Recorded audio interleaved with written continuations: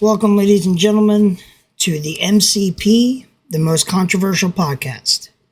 For those tuning into YouTube the day after, I appreciate you watching the video. Today's topic, because my buddy unfortunately cannot make it for this podcast today because of obvious reasons, it's Christmas. He's having dinner with his family, and I completely understand that. So today's topic will be, is torture ever justified? Now, this is going to be a one-sided thing. Unfortunately, I don't have somebody else's opinion. So this is just coming from my standard opinion and what I believe about torture. So I guess the first thing we should do is get off the topic, the fact that this podcast will be happening every Saturday. I hope to do it around the same time every single day, like 2:30. And it'll do the same thing as it's happening this time. It'll be streamed live on Twitch. If you can't catch it on Twitch, it'll be recorded and put on YouTube the next day. If you would be so happy to tune in to the YouTube channel just to check it out, even if you already watched it, or if you just want to re-highlight some things. Second of all, this is only going to be about a 30-minute podcast. The later podcast will be much longer. Unfortunately, I don't have another person talking. We don't have a lot of back and forth, so there's no point in me trying to keep this longer than it has to be with just one-sidedness. But back to the topic, torture is definitely justified. If other countries can do torture to us, then we definitely should be able to torture them. Not in the same extent as them, because there are some very brutal tortures, and I don't think all of them are necessary to get information, because there is plenty of mental torture that you could do to somebody that doesn't involve physical and destructive torture to their body. You can keep somebody completely alive, but at the point where they want to die. Mental torture is just as powerful as physical torture. And I understand the idea that we cannot justify physical torture because that would be a problem. However, mental torture should definitely be justified. If we get caught in a foreign country, they're not gonna think any lightly to destroy you. They are going to do everything they can to get the information from you that they need. So in the grand scheme of things, we should be able to do somewhat of the same to them. We should be able to get some kind of information, especially for terroristic threats, terroristic bombings, stuff like that. Like, I don't expect people to get tortured because you stole a pair of shoes and you're not telling me about it. That's just stupid. But at the same time, if you killed the president or blew up something, you deserve to be tortured to get everything that you're hiding exposed. Because if you're working with somebody, it could be a very big threat to the national security. There's so many different things. You need to get a way to focus and get people to expose what they're hiding. Current standard now, there's nothing we can do. If they're not going to talk, they're going to lawyer up, they're not going to say anything, we can't do anything. We just have to hope and pray that they tell us. Or if they don't tell us, there's nothing we can do. We're just there standing by going, damn, I wish we could get this guy, but there's not enough evidence. Now that, not that we can prove anything, but O.J. Simpson, there was a lot of evidence that semi-indicated his involvement in certain things, but we couldn't get him to actually reveal anything. And that's unfortunate, because if he really did do it, he's running free. But same goes with a lot of other criminals that have tried to assassinate presidents, tried to do bombings, tried to take over airplanes, all this stuff, and we couldn't get them to expose any secrets.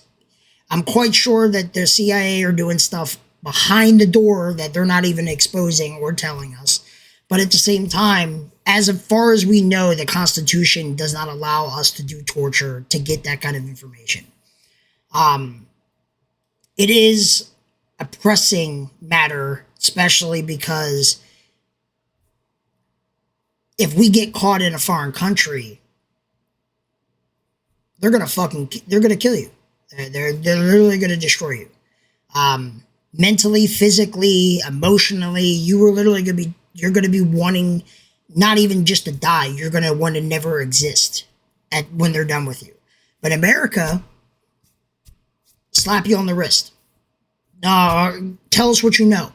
That's all they can say. Tell us what you know. And be like, no, I plead the fifth, or I lawyer up, or I don't have to tell you anything. And they can't do anything. They're just stuck there wondering what you did.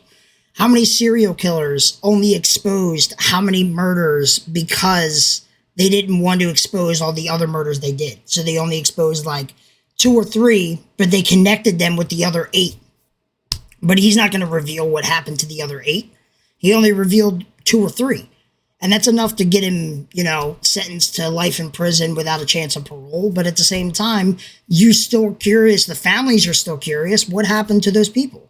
What did you do to those people before they died? Did they die fast? Did they die peacefully? Did you do some disgusting things before they died? They want to know. Even if it's just horrible for the family to hear, it's closure. They need to hear it. They definitely should be able to get that closure to at least know if they died in a gruesome manner or if they died peacefully. And is, even though it's hard for me to say, but a shot to the head is peacefully because you die immediately. There's no whatever. You die. Now, if he fucks up and misses the part of your brain and then you were half dead and then he shot you again, that's not peacefully. That's a different story. But if he shoots you dead center in the head or in the chest or whatever and kills you immediately, that's peacefully. And when it comes to a murder,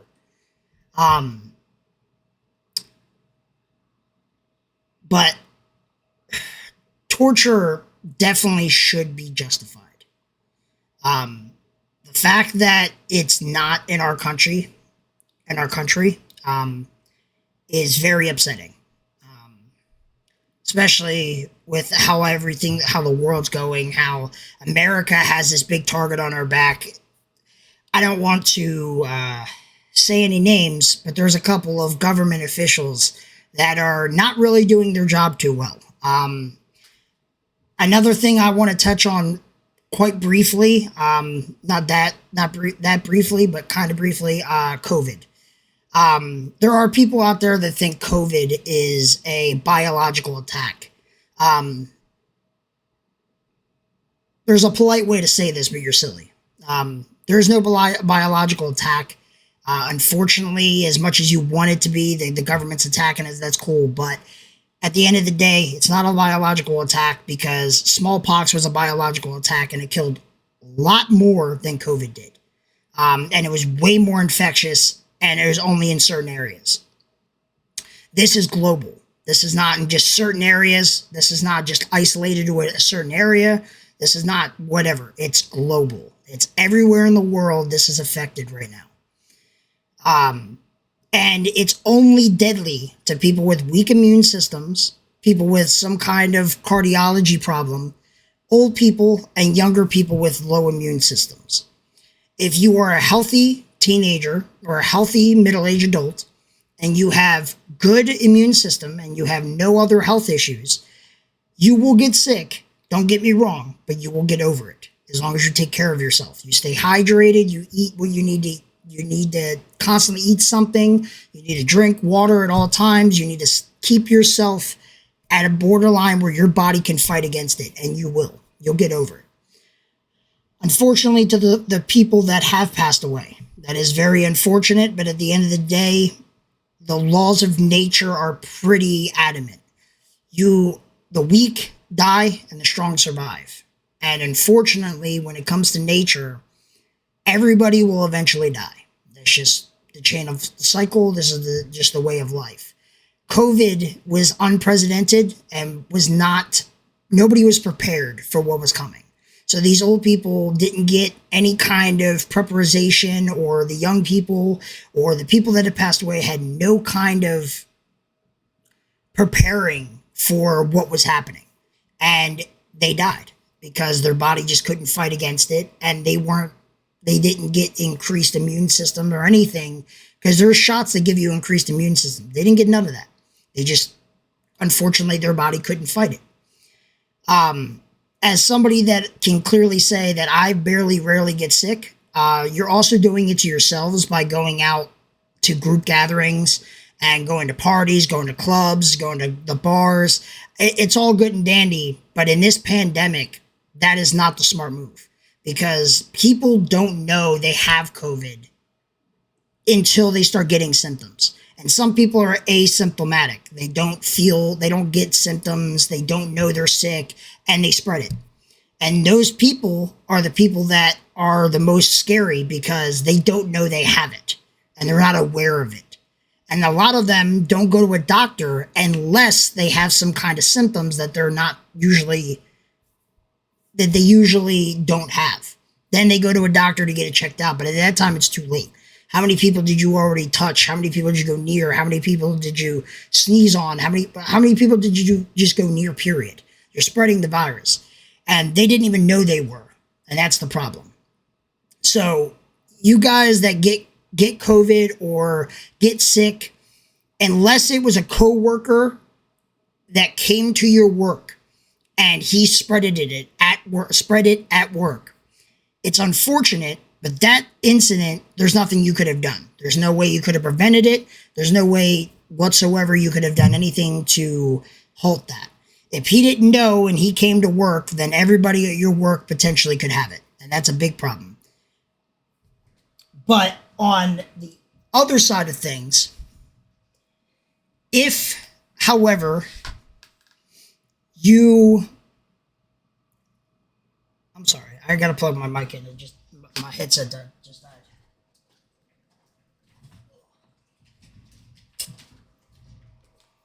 But if you go out to clubs and bars and you constantly think that, oh, well, that happened to how many people? Oh, that'll never happen to me. It's going to happen to you. It's just bound to happen. You're not invincible. Nobody's invincible. Can all get hurt just as easy.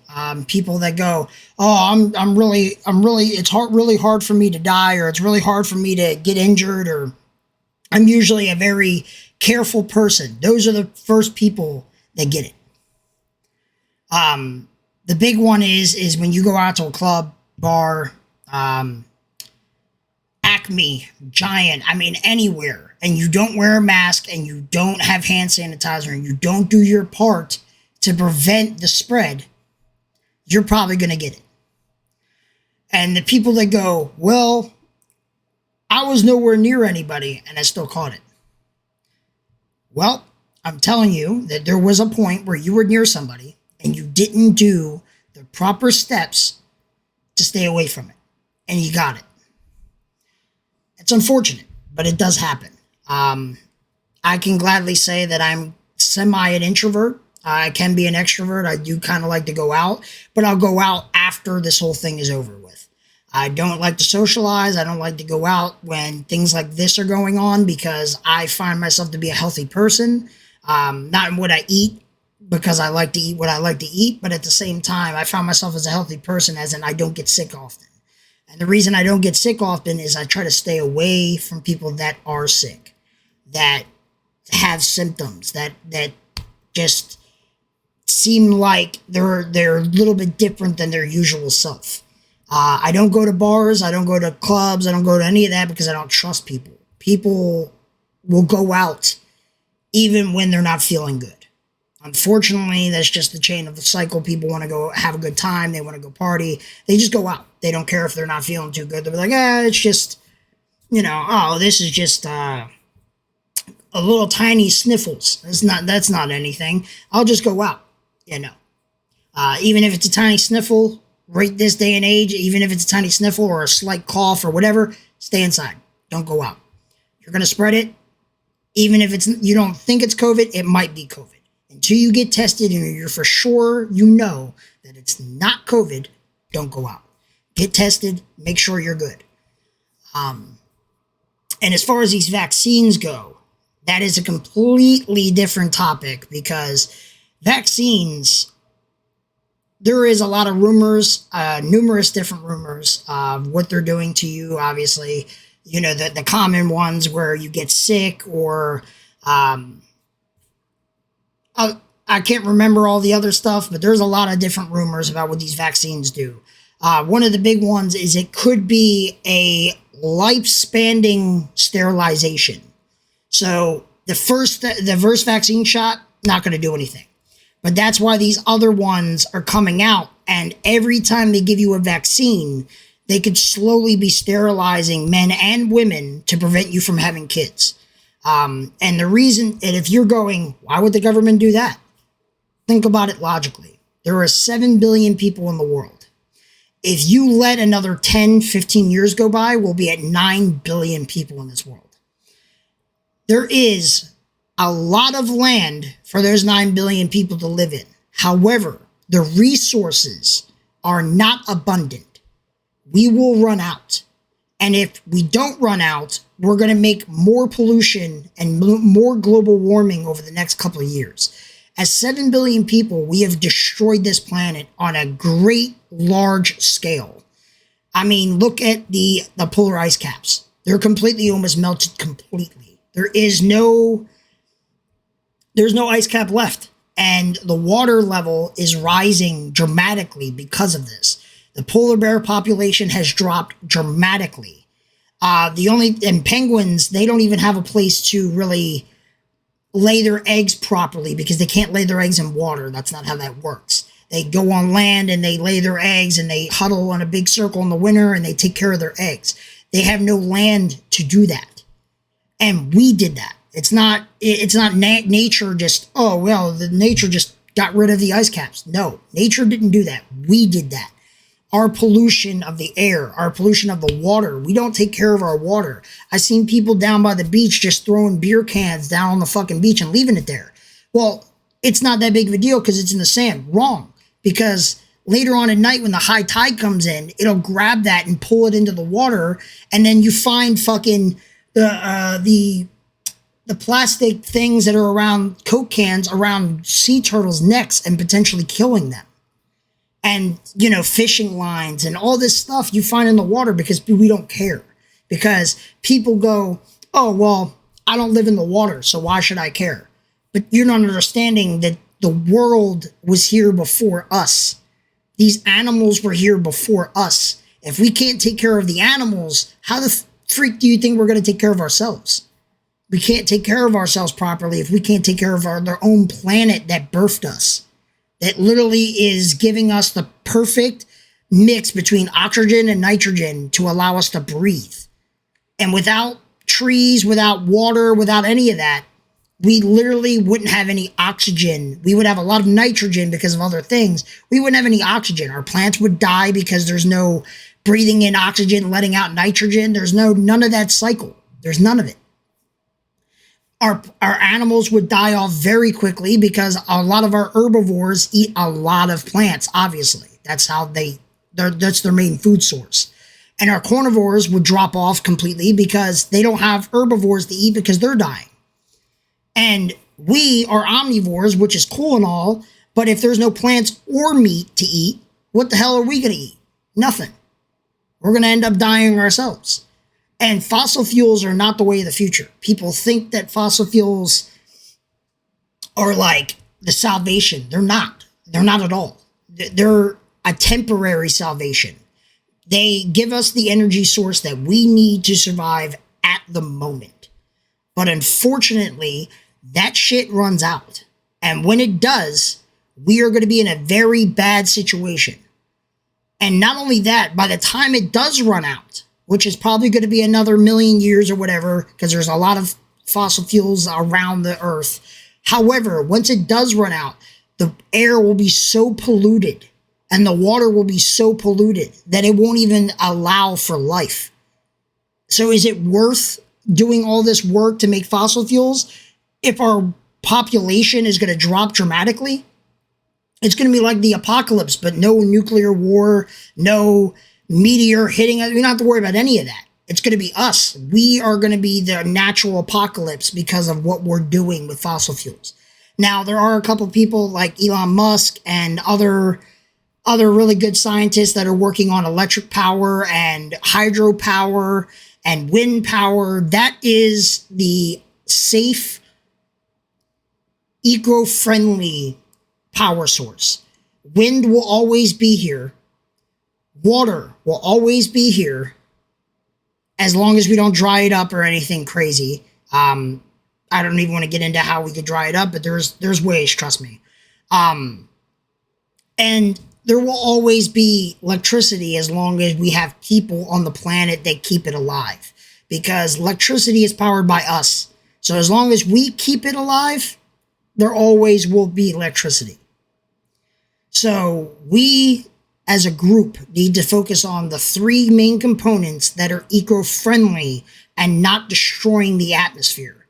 Because destroying the atmosphere is a whole chain of effects. Not only does it stop, does it prevent, if we stop now, it'll prevent, global warming and everything. But if we didn't stop, what would also happen is the atmosphere that protects our planet from solar flares and other things like that will disappear. The more we pollute the world, the more we destroy things. That solar flares are very deadly to us. If we don't stop it, the solar flares could literally wipe us out. And all it takes is one major one. Luckily, we've had a couple over the years, but because of our atmosphere, we pretty much were protected from it. However, if we didn't have an atmosphere, these solar flares would destroy our planet. They would wipe out electrics. They would wipe out radio systems. Radio signals would be pretty much obsolete. Electrics, your car, your computer, your phone, all that would be wiped out. You wouldn't have a phone signal. You wouldn't be able to do anything with your phone. And this is the danger of space. Now, if you don't believe in space, because there are some skeptics that believe in the flat earth theory and other things, then you have a whole different chain of problems that I might address on another podcast, because I'm not getting into it. That's another 2-hour podcast, and I would need somebody that is a flat earther on my podcast to have the back and forth. But if you believe in space, our biggest threat is anything that is space-wise. Meteors, solar flares, the sun eventually in like 1 billion plus years going supernova and engulfing Mars and us. And I think Mercury is definitely one. Us is another one. And I'm pretty sure Mars is going to be another one. Unfortunately, when it goes supernova, it goes almost 2 times its normal size. So you know how big the sun is, obviously, but if it goes 2 times its normal size, it would wipe out at least 3 planets in its population. And it would be very disastrous. Because for us, what would happen is we would notice temperatures rising dramatically. I mean, there would be, we get to like 100-degree days. It would be like 300-degree days, 400-degree days. And it would just keep going. And eventually, it would be so bad where if you walked outside, you would turn to dust. Because that's how hot the sun is on a different level of hot, obviously. But as it's getting closer, we only as a human body can last up to 1,000 degrees. And we can only last for it for maybe a couple seconds before we're fucking vaporized. So it is a very scary thing when it comes to space, because we also have to worry about a meteor coming down. If a meteor hits the planet, it could be like the global extinction or the ice age all over again. One meteor and we're back to the ice age. And we're back to the cavemen thing and all over again, because most of the population of humanity got wiped out. There would only be a small number that survived. And the small number would have to formulate back to where we were. So it would be a global extinction again. It would be back to square one. And, for people that doesn't think that the dinosaurs were real or global extinction or evolution, anything like that, well, I hate to break it to you. It happened. Even if you believe in God, it happened. 100%.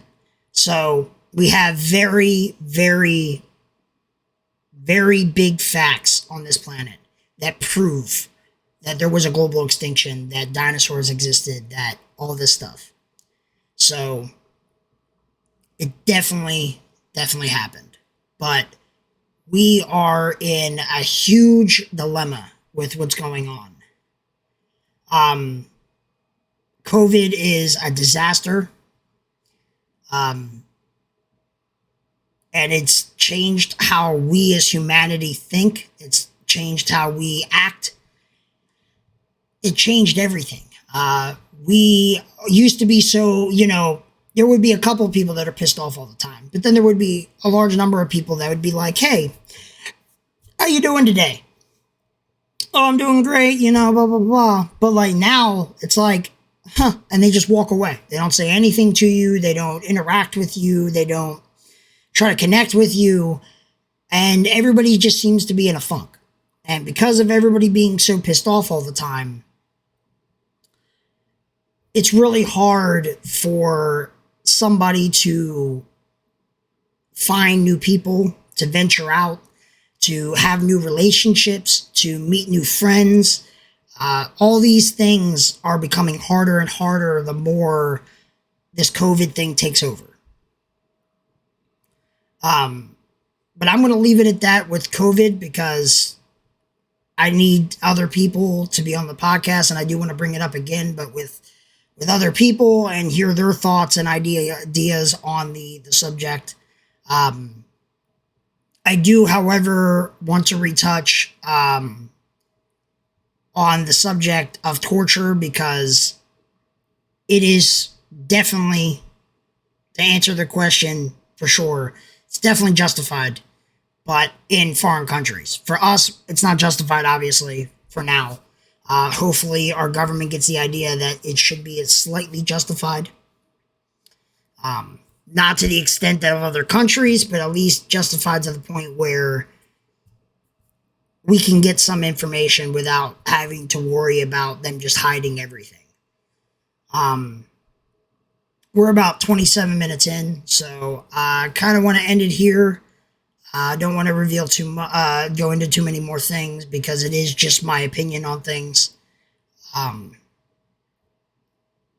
I strongly hope that everybody hears this and is encouraged to tune into next week when I have another podcast. My podcast next week will be, do guns make society safer or more violent? That is going to be the next question on my podcast, and I will have my boy Dwayne Kirkland, on my podcast next Saturday. He does rap, but at the same time he does hip hop, and he does a lot of vibes. He's a really cool guy, and I think he adds a very significant insight onto his thoughts and subjects about what we've been talking about. I'm quite sure that he has his different idealisms when it comes to how guns are safer or justified, and I definitely have my own objections and my own appeal to it. So I kind of want to just try to burn out these next 2 minutes because I want to leave it at a solid 30 minutes. But I think that the next following weeks will be very telling for a lot of different people. I'm trying to get a lot of big names on my podcast. I'm also trying to get a priest because I have a very interesting, controversial question for the priest. And when I say I'm bringing in a priest, you should obviously know what the question is going to be about. But yeah, that one's going to be very interesting. We're going to be having a nice conversation, and I do mean nice. We're not going to get heated. We're not going to do anything like that because he is a priest. I don't want to be disrespectful. We're just going to have a very interesting conversation about, God and everything and how the world works and evolution and other stuff like that. I'm also going to be having a psychologist try to get on the show. I'm not going to reveal the name just yet. I just want to make sure everything doesn't fall through. I want to make sure everything works before I reveal any names. But I'm having a psychologist from the University of Toronto come on my podcast within the next like 5 weeks or so, and we're going to be talking about how the human brain can process information and how we as humanity deals with it. It'll be very interesting because I definitely want to hear his perspective on how he thinks that the human brain works, because he's a psychologist. Not a psychologist, as just a normal person, I'm going to have my own objections or my own ideas about the same subject.